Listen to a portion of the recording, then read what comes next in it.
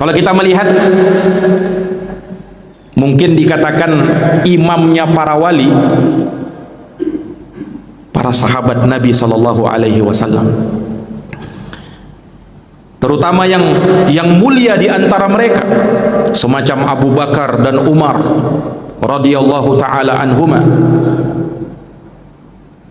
Kalau kita melihat contoh misalnya Umar bin Khattab radhiyallahu anhu, sahabat yang tentunya tidak bisa diragukan lagi kan perwaliannya beliau ini. Walinya Allah, Umar bin Khattab, orang yang dijamin masuk surga. Salah seorang dari 10 sahabat dijamin masuk surga, salah satunya Umar bin Khattab.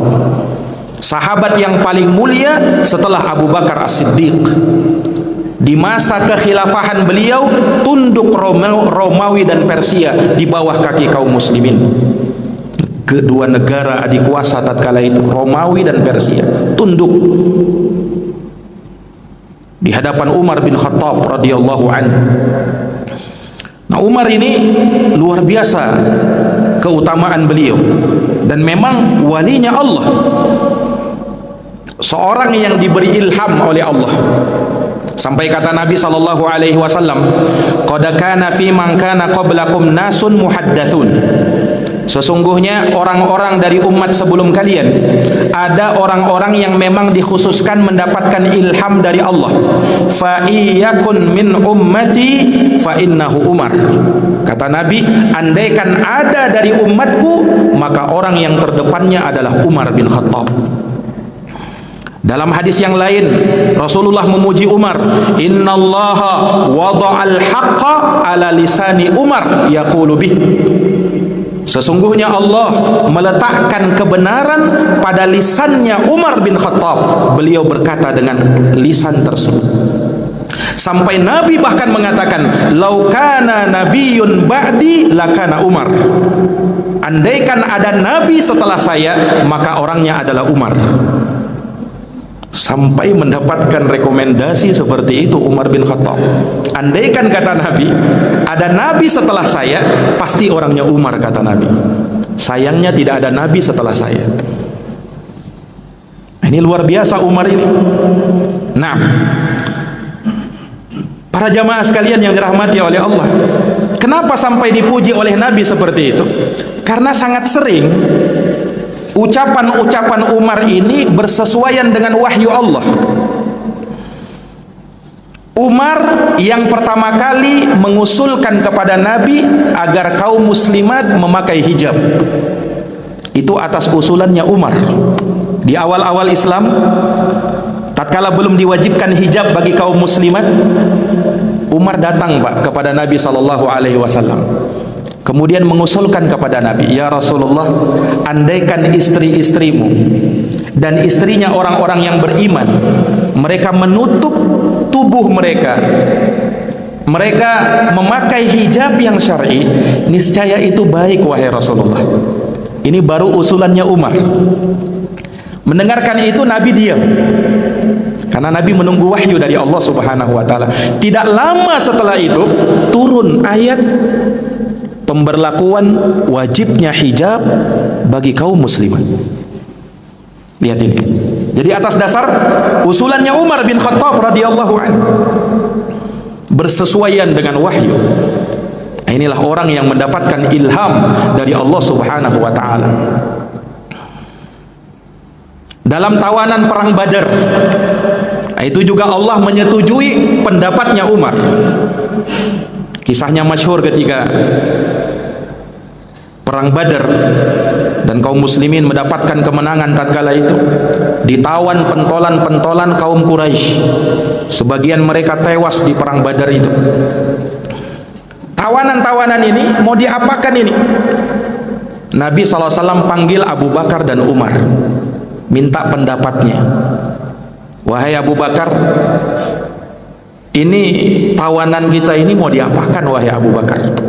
Abu Bakar berpendapat, "Ya Rasulullah, begini aja, kita minta tebusan ya Rasulullah. Jadi kita bebaskan mereka, kan mereka ini masih keluarga kita juga. Kita bebaskan, kemudian kita minta tebusan ya Rasulullah. Tebusan itu kita bisa pakai ya, untuk Islam dan kaum muslimin.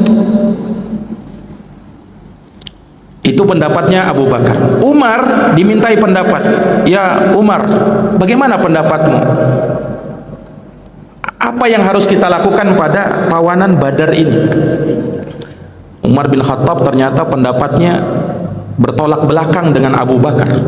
Kata Umar, ya Rasulullah, kalau menurut saya, kau ambil keluargamu, saya ambil keluargaku, Abu Bakar ambil keluarganya, kita sembelih sama-sama ya Rasulullah. Jadi kalau Umar pendapatnya dibunuh aja ini tawanan Badar ini. Lihat. Ketika itu Nabi kita Muhammad sallallahu alaihi wasallam lebih condong kepada pendapatnya Abu Bakar sebenarnya. Ketika itu belum turun wahyu ini, belum turun wahyu Allah Subhanahu wa taala. Ternyata apa? Turun wahyu membenarkan Umar bin Khattab radhiyallahu taala. Allahu akbar. Nah, kenapa seperti itu? Nah, ini kaitannya dengan awal-awal Islam. Ketika kaum muslimin banyak dihinakan tatkala itu, dan orang-orang kafir merasa berada di atas angin mereka. Perang Badar, perang pertama terjadi dengan kontak senjata melawan orang-orang kafir. Sehingga kaum muslimin butuh memperlihatkan marwahnya, kewibawaannya di situ. Maka lebih dicondongi, lebih disetujui pendapatnya Umar bin Khattab radhiyallahu taala an. Subhanallah. Nah, inilah yang kata Nabi sallallahu alaihi wasallam, nasun muhaddatsun, seorang yang mendapatkan ilham dari Allah. Nah, Umar bin Khattab ketika menjadi khalifah, beliau pernah diperlihatkan secara seakan-akan live di hadapan beliau radhiyallahu anhu, pasukan yang beliau kirim untuk berperang yang jaraknya ribuan mil dari kota Madinah. Umar bin Khattab berkhutbah. Tiba-tiba di sela-sela khutbahnya Umar bin Khattab mengucapkan kalimat yang tidak ada hubungannya dengan khutbah. Kata Umar, ya sariyatal jabal, al-jabal, wahai pasukan, ayo ke gunung, ke gunung. Orang-orang yang mendengarkan khutbahnya Umar merasa heran. Umar ini kenapa berucap seperti itu? Tidak ada hubungannya dengan khutbah. Ternyata selesai khutbah Umar ditanya, wahai Amirul Mukminin, apa yang kau ucapkan tadi di tengah-tengah khutbah? Kata Umar, aku tadi diperlihatkan pasukan yang aku kirim. Mereka sedang berperang dan aku memandang, andaikan mereka mundur dulu ke gunung kemudian nanti balik menyerang, itu strategi yang paling bagus, kata Umar. Jadi Umar diperlihatkan seperti itu. Maka ketika pasukan yang dikirim Umar ini datang ke Madinah, mereka ditanya, maka mereka berkata, ya kami waktu itu mendengarkan ucapannya Umar. Ya, Umar menyuruh kami mundur ke belakang. Kami pun mengira Umar ada di tengah-tengah kami. Ternyata beliau tidak ada. Nah, inilah yang disebut dengan karomah. Karomah itu kalau terjadi pada Nabi, itu namanya mukjizat. Kalau terjadi pada selain Nabi, namanya karomah.